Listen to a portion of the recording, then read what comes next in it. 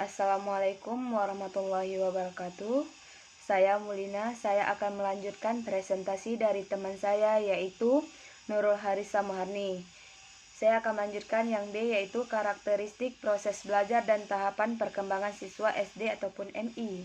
Yang pertama karakteristik proses belajar. Nah, proses belajar sangat dipengaruhi oleh pendekatan dan strategi yang digunakan oleh guru kepada siswanya. Yang A yaitu teori belajar. Yang pertama yaitu teori behaviorisme. Teori ini meyakini bahwa manusia sangat dipengaruhi oleh kejadian-kejadian di dalam lingkungannya yang memberikan pengalaman tertentu kepadanya. Yang kedua yaitu konektivisme, yaitu merupakan salah satu teori belajar yang dalam berbagai pembahasan juga sering disebut model konektif. Yang ketiga yaitu teori belajar psikologi sosial. Menurut teori ini, proses belajar bukanlah proses yang terjadi dalam keadaan menyendiri, akan tetapi harus melalui interaksi. Yang keempat yaitu teori belajar Getne, yaitu teori belajar yang merupakan perpaduan antara behaviorisme dan konektivisme. Dan yang kelima yaitu teori fitrah. Nah, pada dasarnya, peserta didik lahir telah membawa bakat dan potensi-potensi yang cenderung pada kebaikan dan kebenaran. Yang B yaitu tipe-tipe belajar. Nah, tipe-tipe belajar yaitu suatu sifat khas yang dimiliki setiap individu yang membedakan dengan individu lainnya dalam proses perubahan tingkah laku, sehingga seseorang memiliki kemampuan dalam hidupnya, seperti kecakapan intelektual, pengetahuan, sikap, dan keterampilan. Karena setiap individu memiliki tipe atau sifat yang berbeda-beda, maka sudah merupakan suatu kepastian bahwa dalam belajar setiap siswa memiliki tipe-tipe yang membedakan pula. Misalnya setiap individu atau siswa berbeda satu sama lain dalam tingkat kecerdasannya, minat, emosinya, serta pemikirannya. Demikian pula dalam belajarnya, ada yang lambat dan ada yang cepat, ada yang mampu belajar sendiri dan ada pula yang berkelompok dan sebagainya, sehingga para ahli berpendapat bahwa setiap jenis belajar merupakan suatu proses belajar tersendiri yang khususnya sendiri, yang membedakan dari jenis belajar lainnya. Namun, semua jenis belajar itu merupakan suatu proses belajar yang menunjukkan gejala-gejala yang terdapat pada semua proses belajar, yaitu macam-macam tipe belajar. Setiap siswa memiliki tipe belajar yang berbeda satu sama lainnya. Dengan demikian, sudah merupakan suatu kepastian bahwa tipe-tipe belajar itu bermacam-macam pula. Para ahli kebanyakan dari psikologi membagikan tipe-tipe belajar itu ke dalam berbagai macam tipe. Yang pertama yaitu ada 4 tipe, yaitu tipe mendengarkan, tipe penglihatan, tipe merasakan, dan tipe motorik. Dan selain itu, tipe belajar juga dapat dibagi ke dalam 6 tipe sebagai berikut. Yang pertama yaitu tipe siswa yang visual, tipe yang auditif, tipe siswa yang taktil, tipe siswa yang olfatoris, tipe siswa yang gustatif, dan tipe siswa yang campuran. Nah, yang kedua yaitu tahapan perkembangan belajar anak.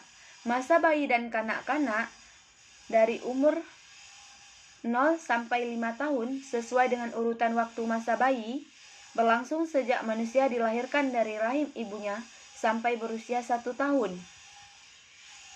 Yang kedua, masa kanak-kanak akhir, yaitu 6 sampai dengan 12 tahun. Masa kanak akhir berlangsung sampai usia 12 tahun. Masa ini disebut juga sebagai masa bermain dengan ciri-ciri siswa sudah mulai suka keluar rumah dan memasuki kelompok sebayanya dengan yang ditandai dengan siswa telah memiliki kawan untuk bermain. Yang ketiga yaitu masa remaja, yaitu masa 13 sampai dengan 21 tahun. Tahapan perkembangan ini berlangsung antara usia 13 sampai dengan 21 tahun. Tahapan ini harus dilewati dengan berbagai masalah dan hambatan tidaklah saja bagi siswa itu sendiri, akan tetapi juga masyarakat dan orang-orang di sekitarnya. Yang ketiga yaitu karakteristik perkembangan belajar siswa MI. Yaitu yang pertama karakteristik perkembangan tahapan siswa. Dari awal 2 sampai dengan 6 tahun. Pada umumnya orang berpendapat bahwa periode masa siswa dirasakan sebagai periode yang cukup lama. Periode ini berlangsung dari rentang waktu 3 sampai dengan 5 tahun dan dilanjutkan 6 sampai dengan 12 tahun. Dapat dikatakan waktu yang relatif singkat, akan tetapi karena ketidakberdayaan dan ketergantungan pada orang lain dirasakan waktu ini terasa relatif lama. Siswa tidak sabar menunggu saat pengakuan dari masyarakat bahwa mereka bukan siswa lagi. Yang kedua yaitu masa puber, waktunya relatif singkat. Pada masa ini terjadi pertumbuhan dan perubahan yang sangat pesat dan mencolok dan proporsi tubuh sehingga menimbulkan keraguan dan perasaan tidak aman pada siswa puber. Dan yang ketiga yaitu karakteristik perkembangan masa anak lahir akhir, yaitu 6 sampai dengan 12 tahun.